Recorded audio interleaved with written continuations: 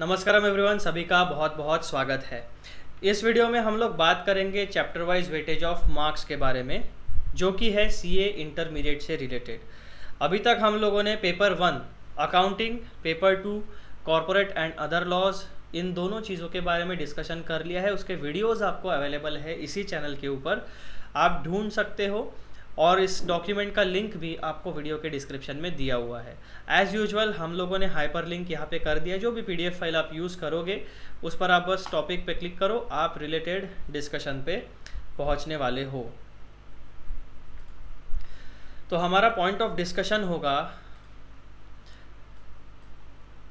सबसे पहले तो आप समझ लो कि ये वीडियो सीए इंटरमीडिएट के लिए है, जिसमें हम डिस्कस करेंगे chapter wise weightage of marks.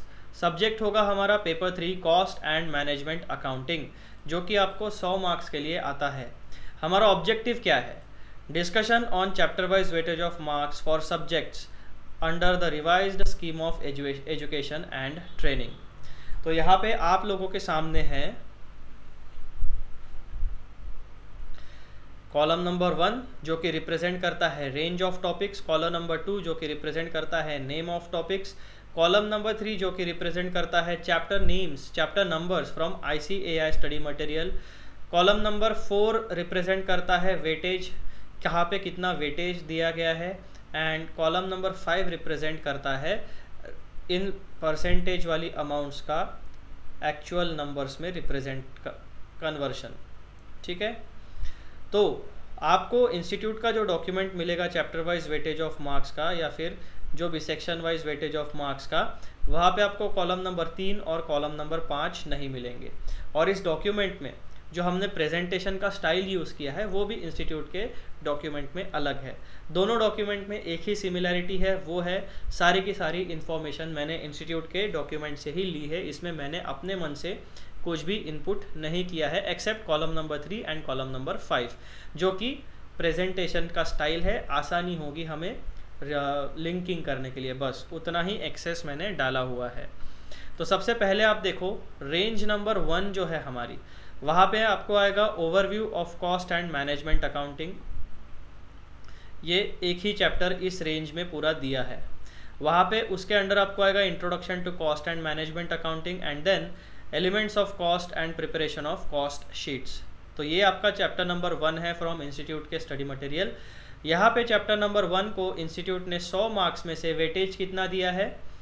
10% से लेकर 15% तक। इसी का मतलब इस पूरे चैप्टर में से क्वेश्चन पेपर में 10 से लेकर 15 मार्क का क्वेश्चन आने की चांसेस है, संभावना है।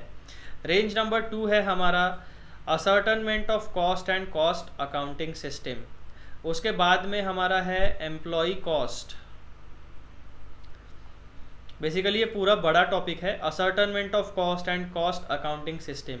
उसमें हमें पढ़ना है मटेरियल कॉस्ट जो कि चैप्टर नंबर 2 है। देन हमें पढ़ना है एम्प्लॉय कॉस्ट जो कि चैप्टर नंबर 3 है। Overheads which is chapter number 4।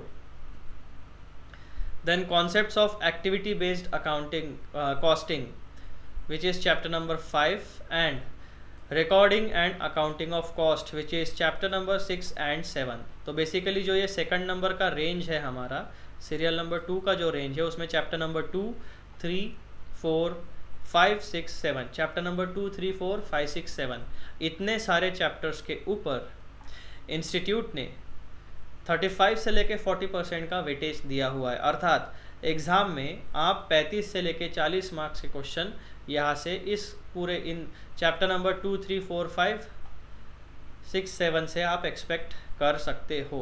यानी ऑन एन एवरेज आप 37 मार्क्स के क्वेश्चंस यहाँ से एक्सपेक्ट कर सकते हो। फिर हमारी आती है थर्ड रेंज, जहाँ पे नाम है methods of costing.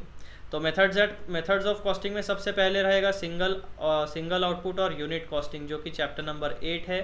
Then there is job costing which is chapter number 9, batch costing which is chapter number 8 again,